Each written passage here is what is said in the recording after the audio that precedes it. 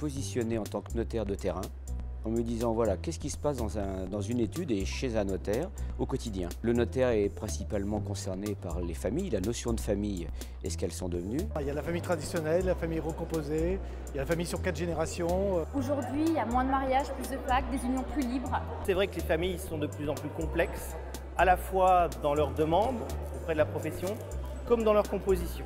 Et ça vient un peu bouleverser tous nos raisonnements et on est obligé de s'adapter à tout ça. On voit aussi, puisque j'ai un peu d'expérience, quasiment au bout de 30 ans, que la clientèle vieillit. On vit plus longtemps, la vie évolue, les familles se recomposent. On n'a plus du tout les mêmes projets de transmission. C'est vivre plus longtemps, c'est bien. Vivre dépendant, c'est une vraie problématique. Quand il va falloir payer la maison de retraite, avec quel argent va-t-on la payer cette maison de retraite? Et puis dernier point, j'y tenais beaucoup, je voulais vraiment qu'un congrès, enfin, se préoccupe du numérique. C'est un progrès dont il faut se saisir. Non, l'homme numérique ne fait pas peur. Je crois qu'il faut avoir confiance.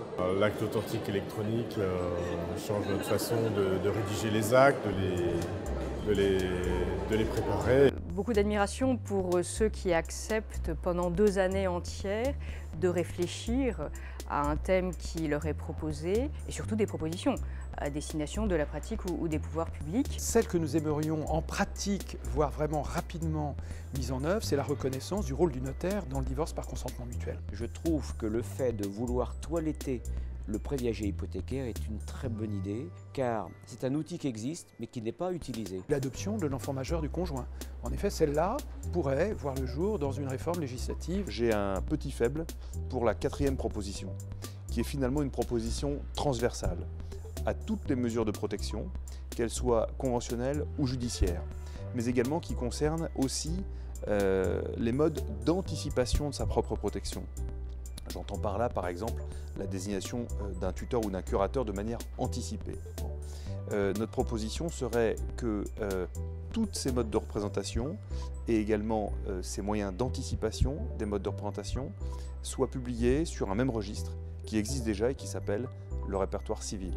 La proposition sur l'habilitation familiale a des chances d'être consacrée puisqu'il s'agissait finalement de corriger une imperfection rédactionnelle de la loi. Je pense que la proposition que nous avons faite afin de faire désigner le notariat comme tiers de confiance numérique pourrait être quelque chose qui puisse être fait rapidement. Et surtout derrière, permettre par ce testament de prévoir à qui seront transmises les données, qui pourra les utiliser et quelles consignes je veux donner. D'ailleurs, les décrets d'application de la loi Le Maire à paraître doivent s'emparer de cette question. Le Maire, elle nous dit 2 choses. Elle nous dit soit l'internaute peut déposer des directives particulières. Les données personnelles du compte Facebook devront être transmises aux héritiers.